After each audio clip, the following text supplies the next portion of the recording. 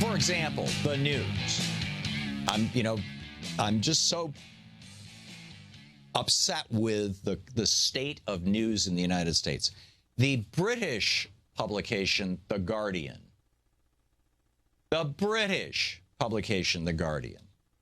has an article with a headline, Republicans have themselves to blame for the slow economy, study says. Report blames lackluster pace of recovery on GOP-led budget cuts, unwillingness of state officials to spend money, and their refusal to expand Medicaid. In other words, it's all the fault of Republicans. They talk about how this is the most anemic recovery since 1949. And why? Because even though, like in 1982, 83, when Reagan came into office, they started spending money like drunken sailors, and they were borrowing it at 9%. Reagan tripled the national debt at 9%. Right now, the federal government can borrow money at 0.2%, actually 0.123%, less than 0.2%. But the Republicans will not allow it because Congress holds the purse strings. That's, the Constitution. All spending has to go through the House of Representatives first. So this government, but government spending not only failed to rise fast enough to spur a rapid recovery. This is a quote from the Josh Bivens, a research and policy director at the Economic Policy Institute. Government spending not only failed to rise fast enough to spur a rapid recovery, it outright contracted, and this policy choice fully explains all this stuff. You hear these Republicans, when you hear Donald Trump saying, oh, this is the slowest recovery since 1949, he's not complaining, he's bragging. When Paul Ryan says, the economy really sucks, there's too many unemployed people, he's not complaining, he's bragging. When Mitch McConnell says, the economy has really been, it's been okay under Obama, but it hasn't been great, he's not complaining, he's bragging.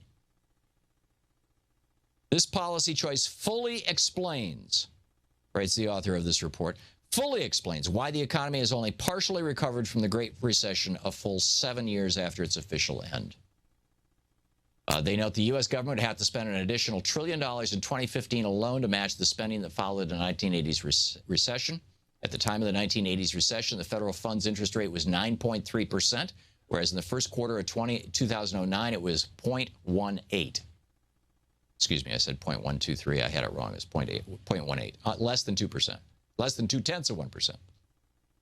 The Obama, again, quoting from the Bivens, the author of this thing, the Obama administration could have made a louder and more consistent case that the slow recovery had concrete, identifiable roots in decisions made by Congress. Had the Obama administration made such a powerful case for why austerity was hampering growth, it could have educated the public and potentially helped build support for more sensible policy the next time the United States faced a recession. So, yeah, okay, well, maybe the Democrats in the White House and President Obama bear some responsibility for not telling people about this, but maybe the media bears some responsibility for not pointing it out. This is, to say, oh, gee, the Republicans screwed us and nobody knows it because the president didn't say it, seems to me pretty damn disingenuous. Yes, I think the president should have said it, but I think also the media should have said it. By the way, the DEA, the U.S. Drug Enforcement Administration, has said no, they're not going to enforce, they're not going to reduce the classification of marijuana. This is bizarre. But it's, well, it's bizarre. The Roger Ailes scandal is looks like it's turning into something really big. This is fascinating. From the dark arts. This is a piece by Joe Pompeo in the Daily Ailes. The Roger Ailes scandal is ballooning into something much bigger than the initial sexual harassment. It's posted by N2Doc over at DU. And in the past 2 days alone, surveillance campaigns against journalists covering Ailes, Fox News employees who believe our phones are tapped and that we're monitored. How much dirt is going to come back out? Ailes' black ops tactics against New York Magazine reporter and Ailes biographer Gabe Sherman were apparently more menacing than just online smears and negative Google ads. A source close to high-level Fox News executives told Morning Media that during a private conversation with Ailes in an event in the period when Sherman was reporting in 2014, Ailes said to this source, quote, "I know where he lives, and I'm going to send people to beat the crap out of him. He used a word a little more explicit than crap. A second source within the Fox News orbit confirmed hearing the same account, and a third said Ailes had said some version of this before. It's getting weird out there. But the weirdest thing, in my opinion, is this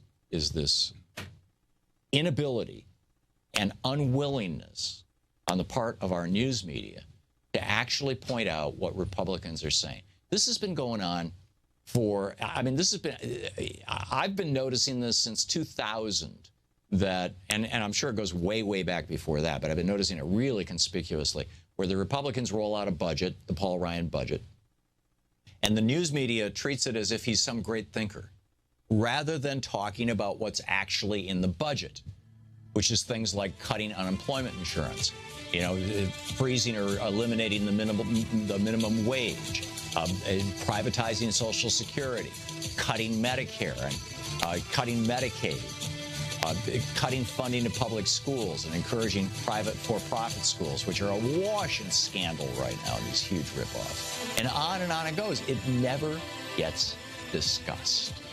We'll be back. You're listening to the Thom Hartmann Program. To watch more clips from our programs, hit the Watch More Videos button over here. And please be sure to hit the handy-dandy subscribe button so you'll always be up to date. Tag, you're it.